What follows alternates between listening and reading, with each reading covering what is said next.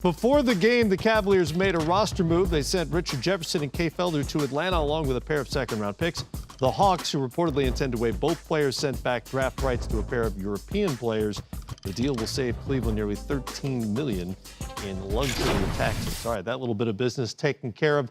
Let's talk about the Cavaliers and where things stand here at the start of the season. Really versus themselves here last season, Zeke. Does this Cavalier team, like it is better suited than last year to win the East again, take on the Warriors, maybe not as well equipped or somewhere unknown? I think they're better suited. They have more talent. They're deeper.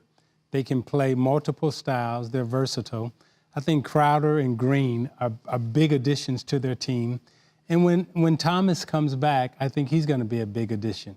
However, when you look at the Wade addition, I think that's going to be a harder and a tougher fit for them in terms of their chemistry, because his addition means that you've taken J.R. Smith out of the lineup, you move Kevin Love to the 5 spot, and you've changed Tristan Thompson's, his spot. So now you've moved 3 players around to accommodate one, and you had a team that's going to, 3 consecutive NBA finals. So, this is going to be a work in progress for Cleveland. Now, they don't have anyone to test themselves against with the exception of Boston.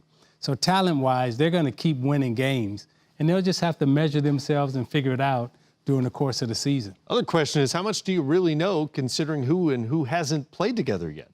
Yeah, I mean, Isaiah Thomas's health is going to be huge for that team. But to me, when I look at Cleveland, it's their defense. What's going to be their identity? What are they going to be? I think with Crowder and Green and LeBron and JR, they could be a team that switches a lot of stuff and gets up into people and be aggressive. I mean, hey, Crowder likes to tangle and likes to get in people. Let those guys loose defensively, man. Try to get steals. Just get defensive identity. Like, I always thought that if you walked into Cleveland, you went like, ooh, I don't want to be playing these dudes. You'd really have something. I think you play Cleveland now. You go, all right, well, they're going to score. We're going to score.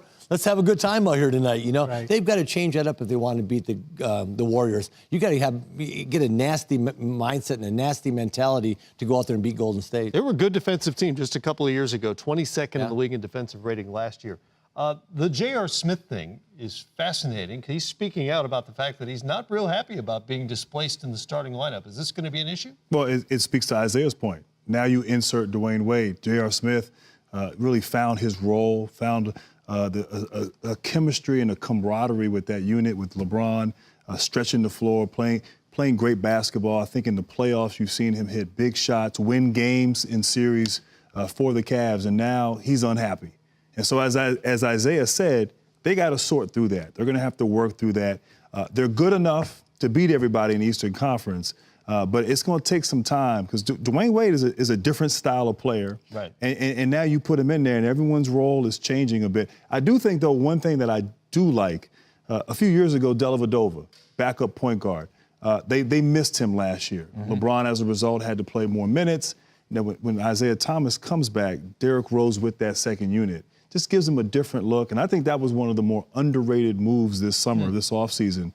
Bringing in Derrick Rose, who I thought finished the season well last year in New York. Now he's healthy. He doesn't have all this pressure of the contracts, doesn't have to play heavy minutes, in the second half of the season. But now you put him with that second unit. It could be pretty interesting.